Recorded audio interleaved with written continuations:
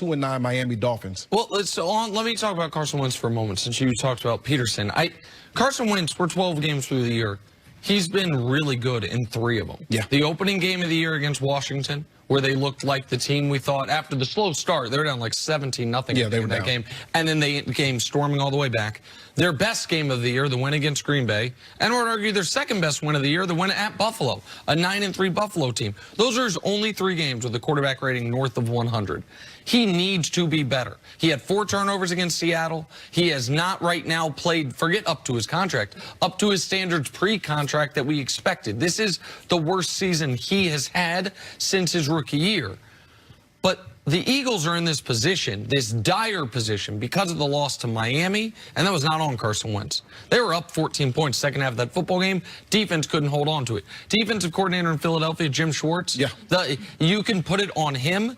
He works for Doug Pederson. That was a team loss, blowing that lead to Miami. So I understand why you're saying that game specifically, or the last few weeks, where ever since Jordan Howard went out, and I like Jordan Howard as a player, their abandonment of the run game against New England, where it's a 1-score game throughout, Seattle a 1-score game throughout, the Miami game, where they are leading essentially throughout until the end. The abandoning the running game to the degree that they have doesn't make sense. And the defense allowing Fitzpatrick, you said, to score in, what, 6 straight possessions? Yeah. That cannot happen when the Eagles still control their own destiny for this division, right? They win out, they win the division. One of the reasons that people such as myself, even as bad as they've been through 11 weeks, were saying I still like them to win the division, is because you said, well, they have 2 against the Giants, 1 against Washington, 1 against Miami.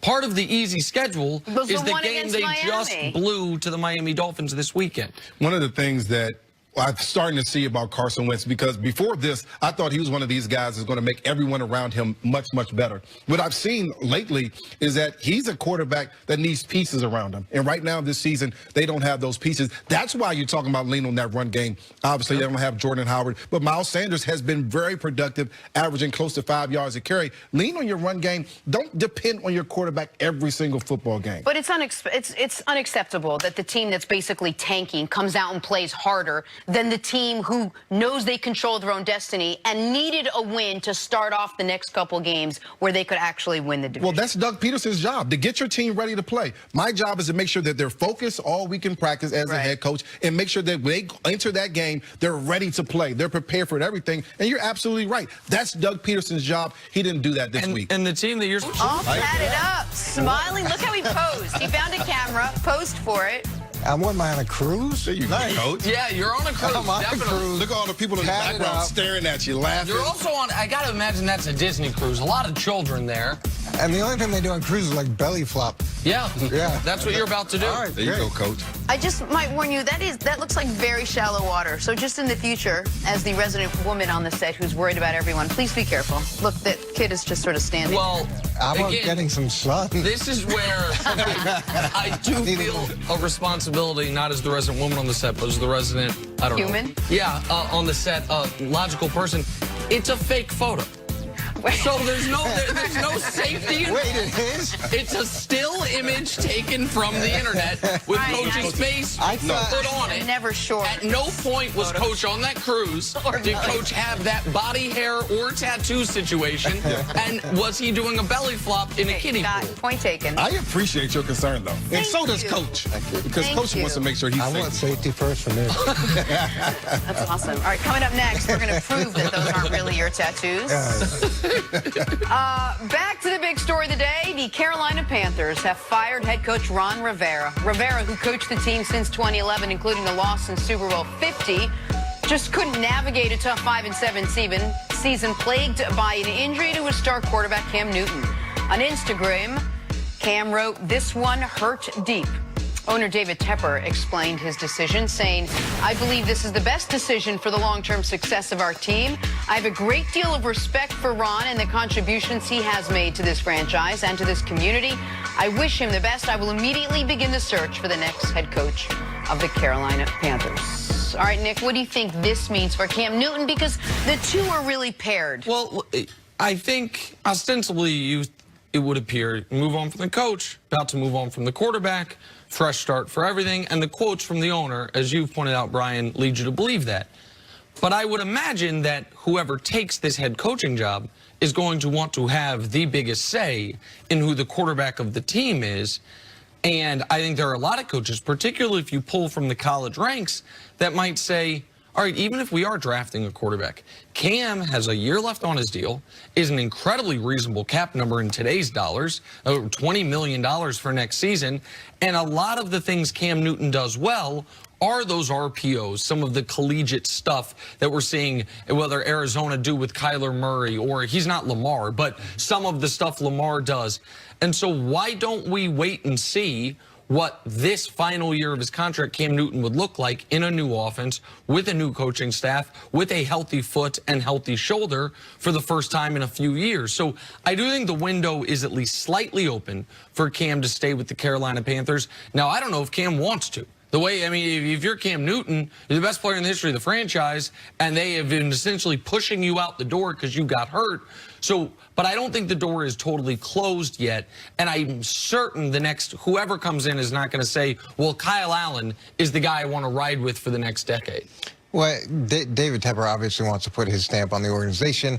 He said that. He's talked about the changes he made to the business staff, and now he's making changes to the football side. And part of that could be getting a new quarterback, getting his franchise quarterback.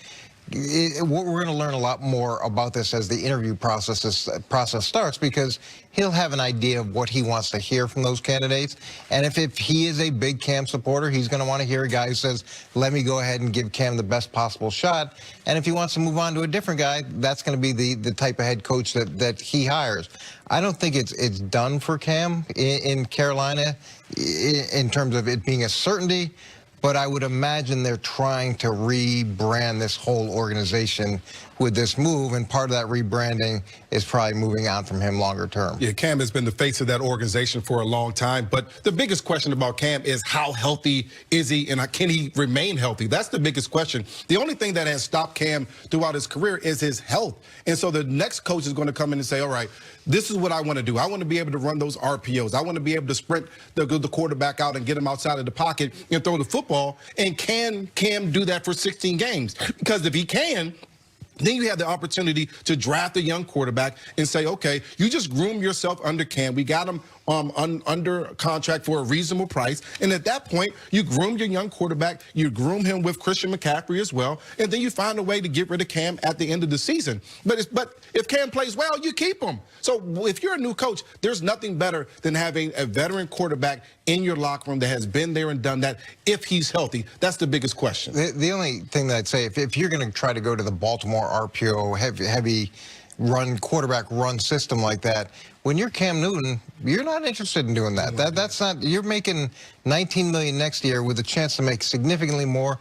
You're not interested in carrying the ball 20 times a game, and especially after you had a history of injuries. That's the last thing you want to do, is be put in that position. If you're going to run that system, you need to go get a young guy that's willing to do that and put himself in that's that situation. We're all assuming that he's going to recover fully from this Liz Frank injury, and that his shoulder is going to be 100% fine, and that whatever tinkering they did with his throwing motion is suddenly all going to fall into place. Those are a lot of ifs to see if you're going to get the same Cam Newton, or even close to the same Cam Newton, who's willing or able to run all the RPOs. But my question is, how does the timing work out with all that? Are you going to have time to know whether he's healthy by the time you get a new head coach in, by the time the draft rolls around? I mean, there's a lot of things that have to fall into place. Yeah, but you said we're all assuming something. I'm not assuming any of that. Well, I'm reading the NFL and the world that exists where Nick Foles gets $88 million on speculation.